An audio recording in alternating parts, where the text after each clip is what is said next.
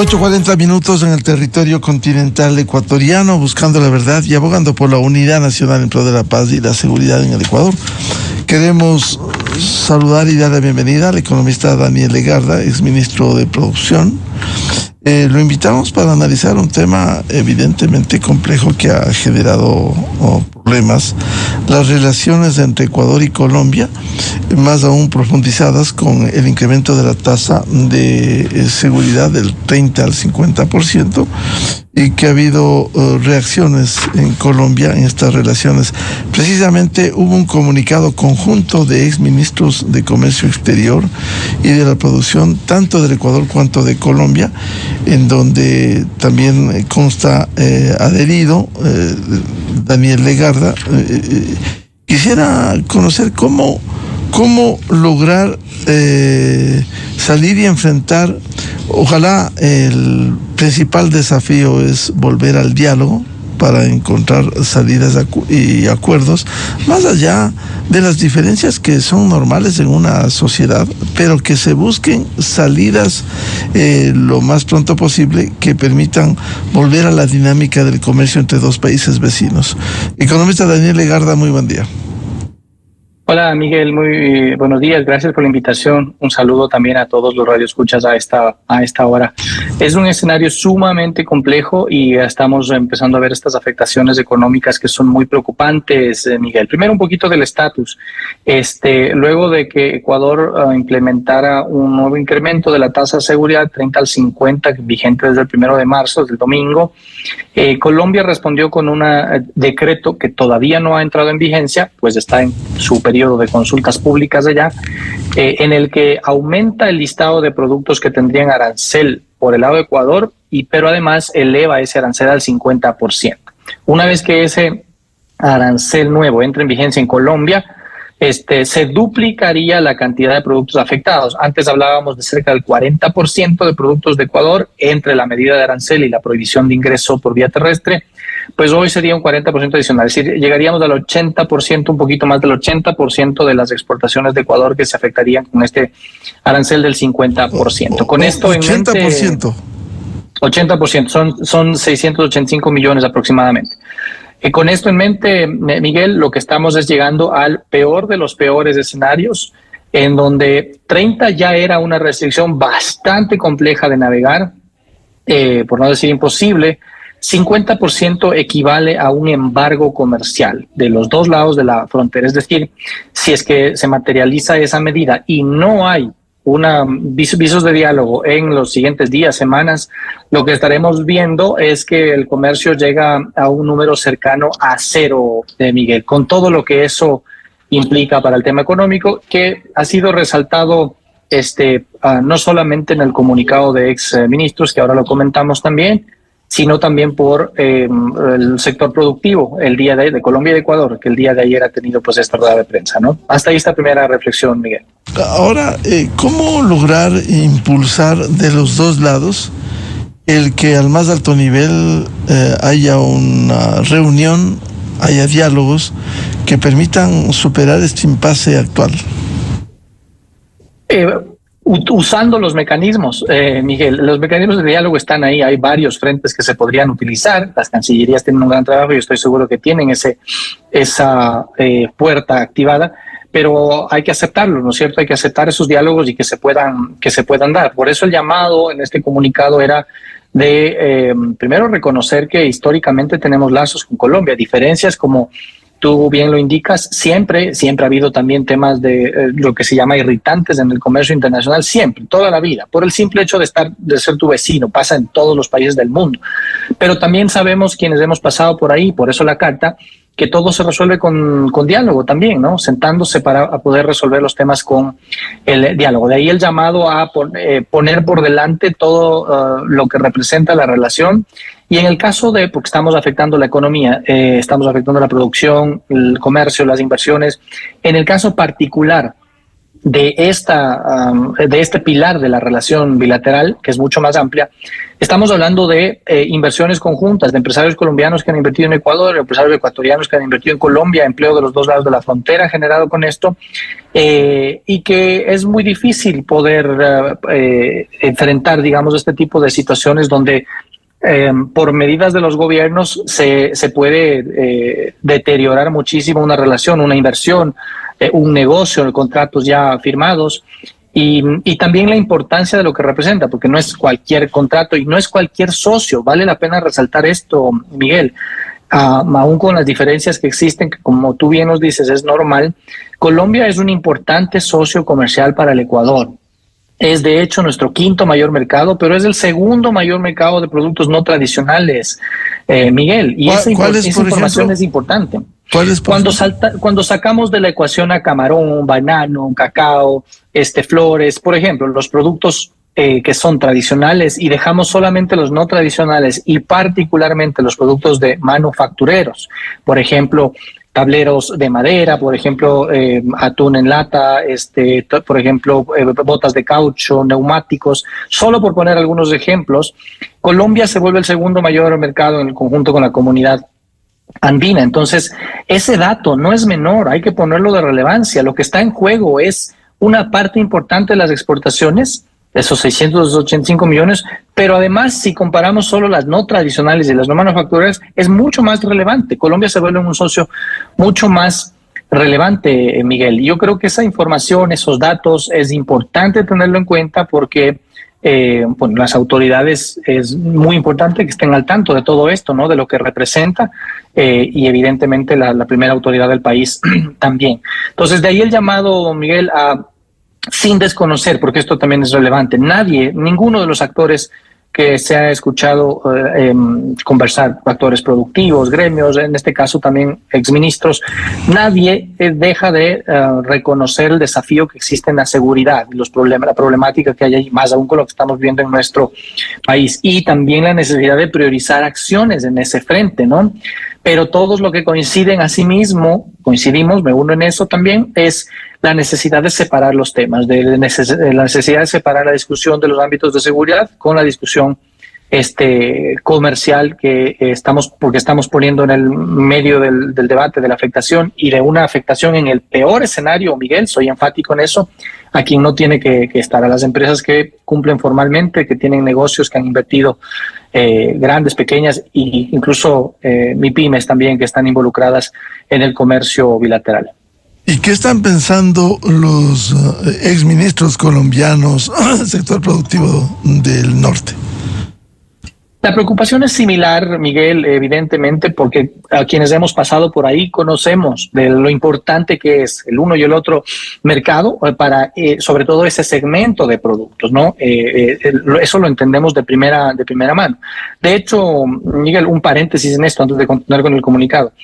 El mercado colombiano es para Ecuador relativamente más importante que lo que el mercado ecuatoriano es para Colombia. Si medimos las exportaciones en relación a su Producto Interno Bruto en el año 2025, para el Ecuador representa más, proporcionalmente hablando, relativamente hablando, que para Colombia.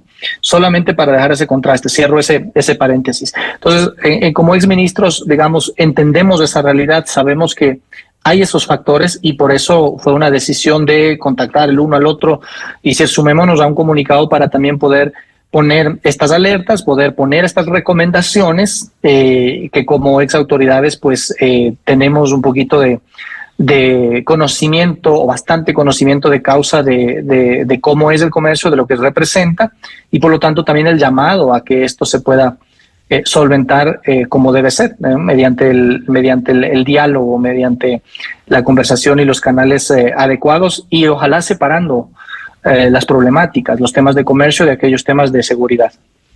Ustedes en el comunicado invocan y recomiendan a las autoridades de ambos países retomar y honrar los compromisos en el marco de la Comunidad Andina de Naciones. ¿Cómo volver a este escenario donde puede ser parte de la solución? Es una decisión política, Miguel. Tienen que suspenderse las medidas de aplicación de los dos lados, así de fácil, ¿no? En el caso de Ecuador es un acuerdo ministerial, perdón, es una resolución de la aduana. En el caso de Colombia es un decreto ejecutivo. Se deshace como se hace en derecho público. Entonces, es sencillo como el cómo hacerlo, ¿no? El qué hacer, más bien dicho. El cómo hacerlo es la parte que está más compleja ahora y en donde se requiere de bajar un poco esas tensiones, llamar al diálogo y hacer esta reflexión, Miguel, porque aquí estamos hablando de intereses del país. Sí, intereses en materia de seguridad, yo entiendo también, pero también intereses en materia económica, productiva, de generación de empleo, de divisas, que también son intereses del gobierno, de la sociedad, del Estado en su conjunto, ¿no? Y que tienen que ser valorados en su justa medida. Evidentemente aquí me parece que no están siendo valorados en su justa medida porque los impactos económicos, Miguel, pueden ser devastadores para determinados sectores, para algunas industrias y el impacto en la economía en general también. Ayer escuchábamos una cifra en el Comité Empresarial Ecuatoriano en uno de los rubros, 70 millones de afectación. Sí, en uno de los rubros de cómo se han bajado las importaciones. ¿Qué pasa? Es que tienes encadenamientos de los dos lados. El hecho de que bajen las importaciones, algunas personas lo ven como, qué bueno, ya entonces estamos teniendo ahora un superávit comercial. Incluso un periodista analizó de esta forma, que me parece bastante básico, por decirlo menos, y ser generoso con el comentario. Esa no es la forma de hacer análisis, mucho menos análisis económico. Miguel, han bajado las importaciones en un 80%. La mitad de esas importaciones normalmente son materias primas, insumos, bienes de capital que van a otras industrias para la producción. Otros productos está bien que ingresen. Tenemos un acuerdo comercial con Colombia en el marco de la CAM, compiten en algunos casos, pero finalmente generan un círculo virtuoso, un círculo de empleo, de mayor competencia, de inversión, de producción y lo propio para nuestros productos allá en el mercado colombiano, ¿no? Entonces hay que ver estas cosas de manera más amplia. Es mucho lo que está en juego, es mucho lo que se puede perder también de los dos lados de la frontera, y de ahí el llamado es a que se profundice ese canal de diálogo, ¿no? Que se encuentren esas soluciones, porque Miguel, me he referido a que estamos en el peor de los peores escenarios al menos que se podían prever al inicio, y si es que esto se extiende, pues es mucho peor. Ahorita el temor que existe es, ya estamos dentro del peor escenario, es ahora cuánto más se extiende este escenario, cuánto más podemos aguantar. Muchas empresas no van a poder aguantar este escenario si es que se extiende demasiado. Y lo que tenemos por delante, Miguel, es si es que no hay un diálogo en las próximas semanas, meses, que ojalá no se den meses, pues es la Secretaría General de la CAN, porque la demanda que ha impuesto Colombia está ahí, está activa, no hay una anulación de la demanda sigue estando presente, y por orden de prelación, la Secretaría General atiende primero la demanda presentada por Colombia, después las demandas presentadas por Ecuador. Esto hay que tenerlo muy claro porque es parte del asesoramiento que seguramente a nivel de las autoridades pues deben conocerlo, porque hay que planificar esos escenarios que se pueden venir, Miguel, y que en mi criterio, en el caso de la comunidad andina, pues será declarada ilegal esta medida.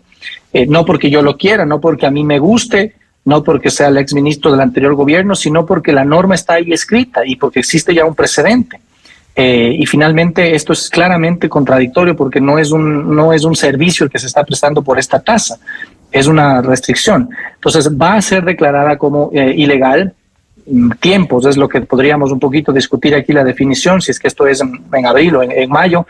La pregunta es, ¿las empresas aguantan hasta esa fecha? Y la segunda pregunta es, cuando esto salga, ¿Ecuador va a aceptar esa resolución de la CAN?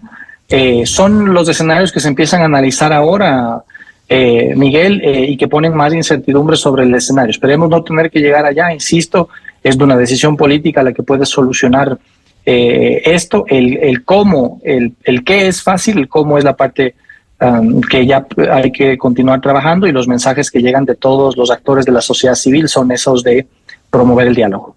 Economista Daniel Legarda, ahora, para dimensionar el efecto de esta situación, el impacto, no solo se ve afectado el comercio, la producción, la inversión, el funcionamiento de cadenas regionales de valor, sino también puede afectarse el empleo.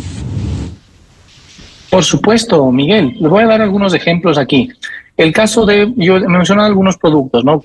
O sectores productivos. Por ejemplo, conservas de atún. El 10% de las exportaciones se van a Colombia. El mercado de palma, el 46% de las exportaciones del sector se va a Colombia.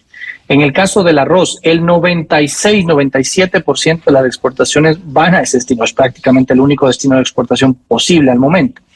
Y así con otros sectores, 20%, 25%, tableros de madera son como el 30%, por ejemplo. Entonces, si es que a ti en tu empresa te dicen que el día de mañana tienes un embargo y ya no puedes vender al 25%, al 30% de tus ventas normales, evidentemente vas a tener un impacto, evidentemente vas a tener que realizar una agenda de crisis para reestructurar esa producción, ¿no es cierto? Y eso eventualmente, aunque los empresarios, esto es lo último que afectan, el empleo, porque nadie quiere deshacerse del empleo en el que ha invertido capacitación, recursos y demás, pero eventualmente esto efectivamente puede afectar al empleo. Ya está afectando, Miguel, a los sectores de servicios, el transporte, bodegaje, estibación. No hace falta ir muy lejos, sino preguntar a los actores de la sociedad civil en la frontera, que en las noticias ya te están diciendo esto. Ya se está afectando el empleo, pero esto puede ser aún más grave si es que no se toma en cuenta